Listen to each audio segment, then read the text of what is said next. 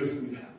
오늘도 이 산상수훈을 계속 이어갑니다마는 이 산상수훈, 산에서 말씀을 들려주었던 이 말씀이 어떤 과정으로 인해서 이렇게 되었는가 하는 거예요. 중요한 거예요. 자, 예수님이 저기 메시아 그분이 왕이라고 말씀을 드렸어요. 그분이 오셔서 하나님의 백성된 그 백성들 앞에 이제는 말씀을 전하는 아주 중요한 그 부분, 어떤 것을 보여주고 그 일을 시작했을까 하는 것을 우리가 좀 이 시간에 살펴보려고 합니다. 간단한 것은 과정이 이렇습니다. 먼저는 예수님께서 이 땅에 오셔서 사역을 시작하기 전 세례를 받으십니다. 세례를 받으시고 그 다음에 예수님께서 성령에 이끌려서 시험을 받으십니다. 그러지 않습니까? 받으시고 그 다음에 첫 번으로 제자들을 모아놓고 그 다음에 저들에게 마태복음 5장에서부터 7장까지 그렇게 기록되어 있지만 긴 설교를 하시는 거예요.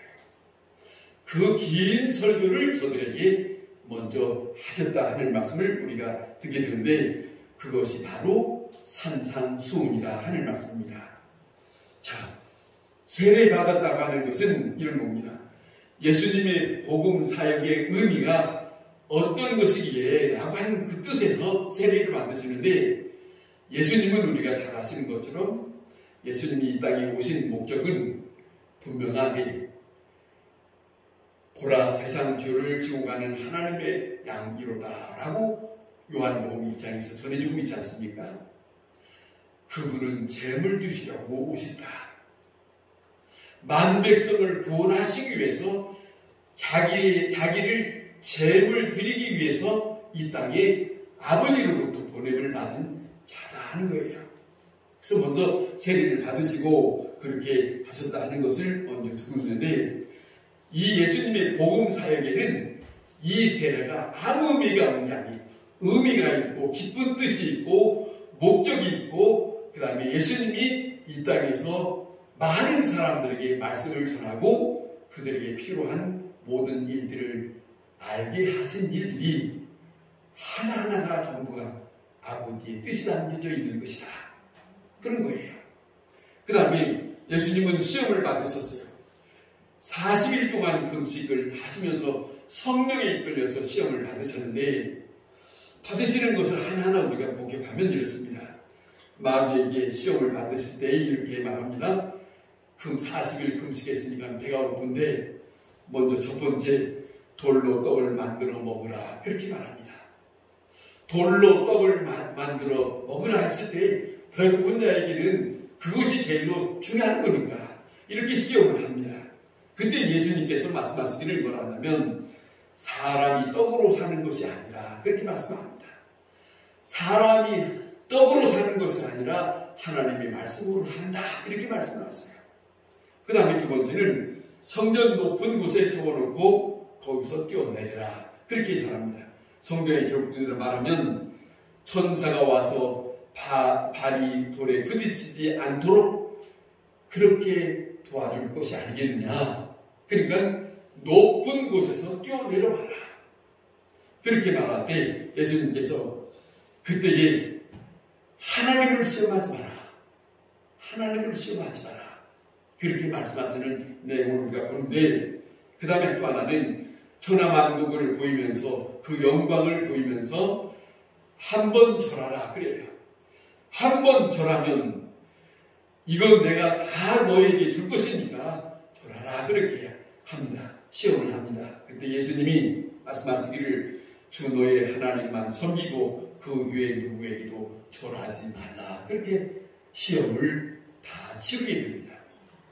하나하나 치르게 되는데 이렇게 해서 시험을 당하신 사건을 보면 그냥 시험 당하신 것이 아니라 여기에는 중요한 것이 있어요.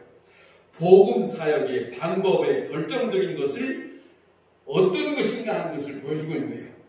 목적이 세워졌고 목표가 세워졌고 그 다음에는 방법을 어떻게 할 것인가 하는 것을 결정적으로 예수님이 그 시험의 사건 속에서 다 드러내주고 있어요. 의미가 있어요. 방법은 뭐냐면 돌로 떡 만들어 먹는 것이 마술적인 일이 아니다 하는 것을 보여준 것이고, 성전 꼭대기에서 뛰어내리는 것과 같은 그런 많은 사람들에게 인기가 있어서 많은 사람들이 다 나오는 것을 원치 않냐는, 사단에게 혹 죄악에게 타협을 해서는 안 되는 그 방법이 아니라, 그 어느 누구와 타협하는 것이 아니라 오직 아버지께서 이 길을 보내셨으니 십자가의 길이요 오직 희생의 길이다. 나만을 위해서 길이 아니고 만 백성을 살리기 위해서 나의 모든 것을 다 드리는 이 길이다. 이것을 역력하게 예수님께서 보여주시고 있었던 그것이 바로 그 짧은 예수님의 세례로부터 시험 받으시는 그 모든 일들까지 아무 목적이 없는 게 아니에요. 의미가 있는 거예요. 하나하나가.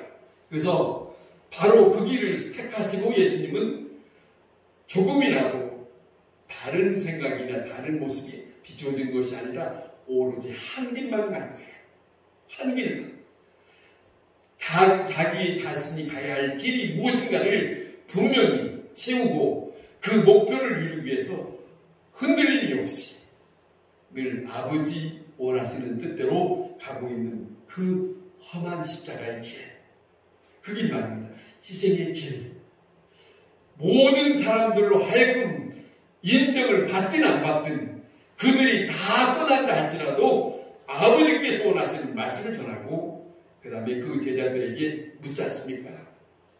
다른 사람들이 다 가는 걸 보시면서 너희도 가느냐 물었던 얘기를 우리가 잘 알고 있지 않습니까? 베드로가 하는 말이 영생의 말씀이겠으니 우리가 누게로 가오리까 그랬어요. 예수님이 그들에게 들을 수 있는 것은 예수님이 베드로가 고백하는 그 말씀을 듣고 너무 엎드렸을 거예요. 그래, 다른 사람들은 다 간다 할지라도 네가 말하는 것처럼 영생의 말씀이 있으니 영생. 시편 16편에 바울이 말합니다. 주께서 생명의 길을 내게 보이시니 주 앞에는 충만한 기쁨이 있고 주의 오른쪽에는 영원한 즐거움이 있다고. 믿음의 사람, 영적인 사람에게는 그 영생의 길에 대해서, 영생의 말씀에 대해서 훤히 알고 있기 때문에 그것을 받아들이지 않을 수 없는, 그리고 떠나라고 한다 할지라도 떠나지 않는, 나는 주님 한 분으로 족합니다. 이 길, 그 고백이 사도 베드로가 했던 그런 일들이 있지 않습니까? 여기 시험 당하신 사건을 통해서 예수님의 복음 사건의 길이 이제는 마련이 되고 방법이 결정이 되고 이런 거예요. 이런 모습 속에서 다 그렇게 하고 나서 맨 처음 역사하신 것이 무엇이냐? 산상수훈이에요. 높은 산에 올라가서 그 산이 어느 곳이 있는지 어느 산인지는 모르지만 제자들이 앉은 가운데 예수님은 서서 그들에게 말씀을 하셨다. 이것이 산상수훈이에요. 아주 중요한 의미가 있어요. 가만히 보면은 산상수훈의 마태복음 5장에 보면 세상에서 말하는 복이 아닌 예수님이 말씀하시는 복이 따로 있어요. 이 땅에서 사람들이 바라는 그 복이 아니라 하나님 앞에 갈 수 있는 복이 무엇인가를 잘 전해주고 있어요. 6장에 있는 말씀을 가만히 들여다보면 무슨 말씀이냐면 그러므로 너희는 어떻게 살 것이냐 그런 말씀이 있어요.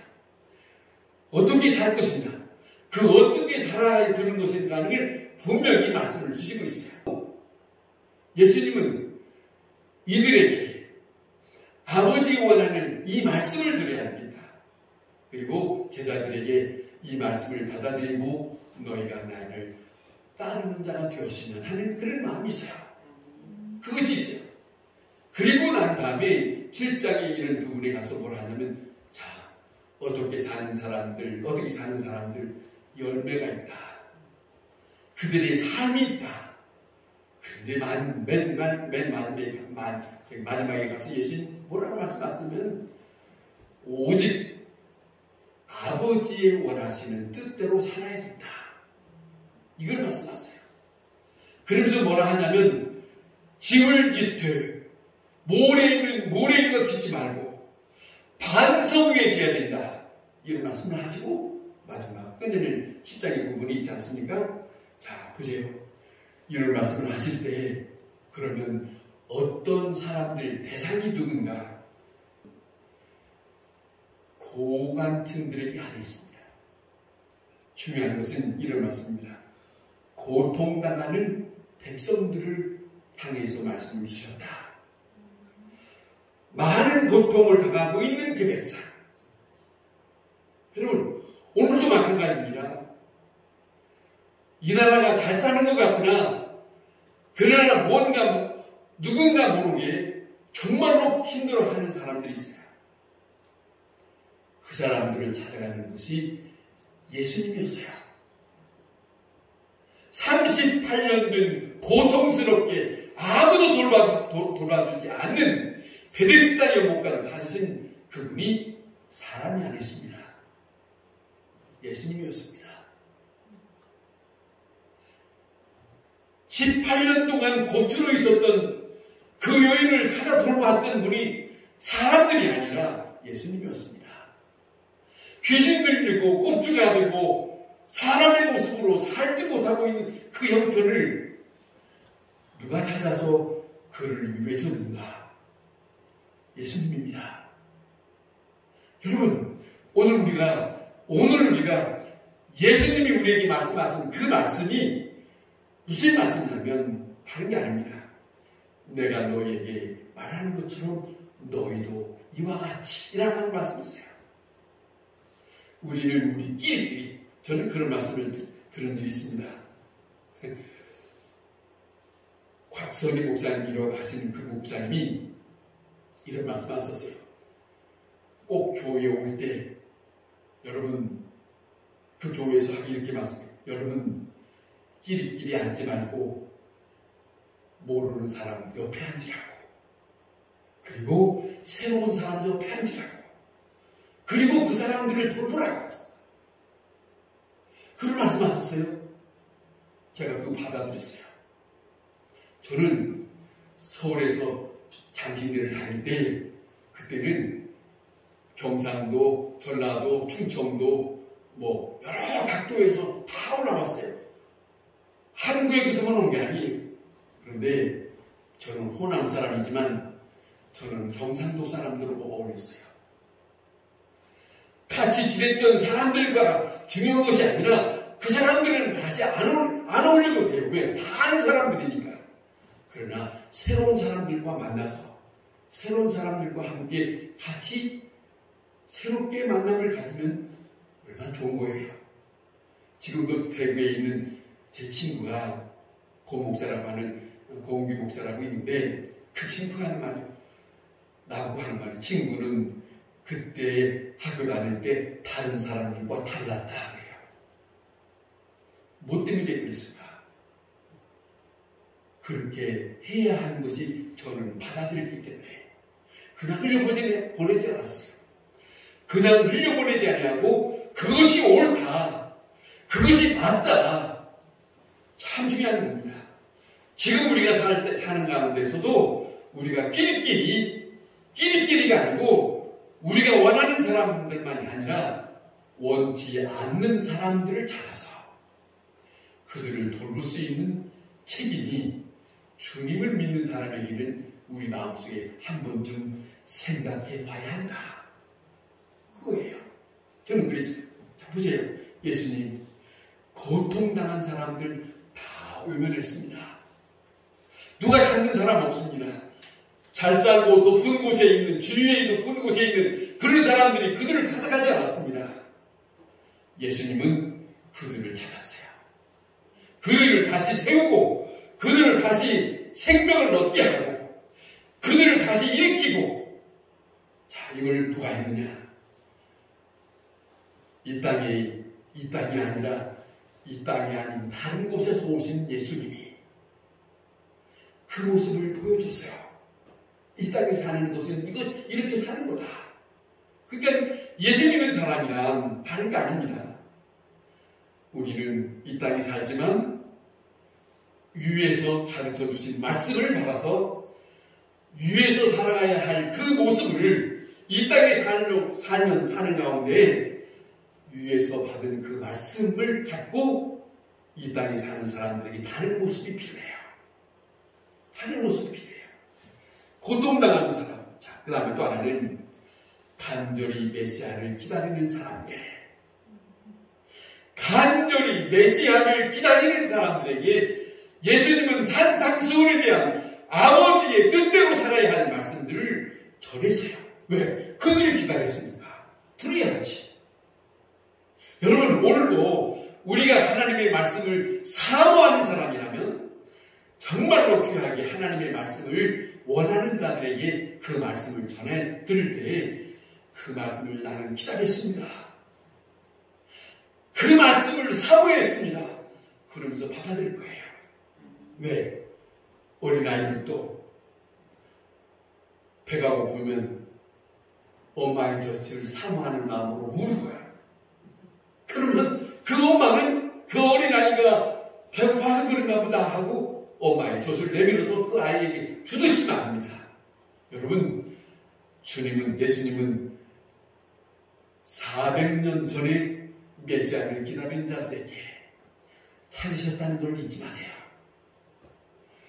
주님은 오늘도 우리가 주님을 사모하는 사람이라면 그 사모하는 자를 주님은 찾아오실 거예요. 누가복음에 시므온이라는 사람, 안나라고 하는 사람 있습니다. 그 사람들은 메시아를 기다렸어요. 메시아를 기다리는 가운데 예수님 어린 아기 예수를 그 품 안에 안고 데리고 들어오는 그 마리아의 품에 어린 예수를 그 시므온이라고 하는 그분은 그 메시아를 만났어요. 그 하는 말입니다. 내가 저 메시아를 만났으니 이제 죽어도 유한이 없다. 만나기를 원하는 사람은 만나게 된다. 주님은 그것을 허락하신다. 그것이 담겨 있어요. 오늘 여기 산상수훈은 아무에게 준비된 사람들에게, 원하는 사람들에게, 기다리고 원하는 사모하는 사람들에게 하나님의 말씀이 들려진다. 소중한 거예요. 그 대상이 그렇다는 거죠. 그 다음에 예수님의 12제자. 이 12제자는 예수님이 택한 예수님의 제자들인데 얼마나 택하고 사랑스러워했겠어요. 이들에게 내가 귀한 말을 전해야겠지. 그렇겠죠. 이 12제자에게 이 말씀을 드렸습니다. 내 제자가 되려면 이러이러해야 한다 하는 말씀으로 이 말씀을 전한 거예요. 산상수. 그런 말씀으로 제자들에게 주시면서 임명하면서 이 말씀을 따라서 살아야 되는 교훈적인 말씀을 예수님의 마음이 깊은 마음으로, 사랑스러운 마음으로 마음을 담아서 저들에게 하나하나를 다 전했을 거예요. 사실 보세요. 여기 보면 이 말씀들이 보면 간단한 말씀이 아니에요. 사실은 생각하면 쉽지 않은 거예요. 애통하는 자가 복이 있다. 그 다음에 화평한 자가 하나님의 자녀가 되고 하나님이 기뻐하는 하나님을 만날 수 있다. 화평. 다음에 말씀드리겠지만, 자, 전에는 그렇지 못하고 살았어요. 그런데 이제 하나님의 사람으로서 바꿔야 된답니다. 또 하나 말씀드리면, 의를 위하여 핍박을 받는 것, 그거 용납하라. 욕을 먹는 것 용납하라. 뭐라고 하냐면, 이제 다시 가면 뭐라고 하냐면, 자, 너의 오른뺨을 때리거든. 왼뺨까지 돌려주어라. 쉬운 일이 어려운 일이에요. 이런 말씀을 하세요. 쉬운 말씀을 하시는 게 아니라 어려운 거예요. 이 세상에 전에 살아봤던 모습이 아니에요. 전에 그렇게 살아보지 못했던 일들을 새롭게 너희가 이렇게 살아야 된다 하는 말씀을 저들에게 아주 전할 때는 상당히 강한 말씀이에요. 원하시는 뜻이 있어요.